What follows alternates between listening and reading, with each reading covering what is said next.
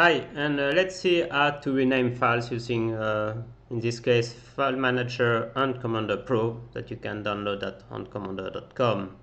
So part of the tutorial is also to rename files. So here is going to be just a basic renaming of files. So there's a more complicated way to do it if you want to do advanced renaming in this case, in this software. So the first simple way, part of renaming, it's just to rename when you have one file selected. So you can do rename files. If I click put a new name on it, then in this case the file is renamed.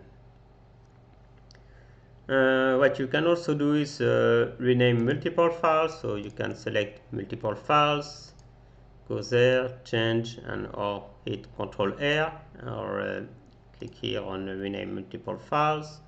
So here let's rename the -test with, let's say,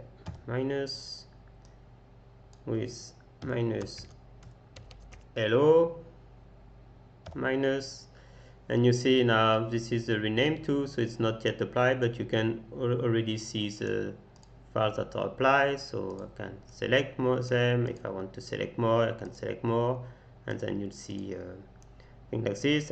You can use also a regular expression, and well, for more, just consult the help button. So let's click now on the apply button, and now if I go there, you see that the files are named hello files 2 and hello files 3. Now you can click on the close button, and basically it removes the panel at the bottom and also the special rename to colon. Okay, thanks for watching. If you like it, just put a thumb up and share this video.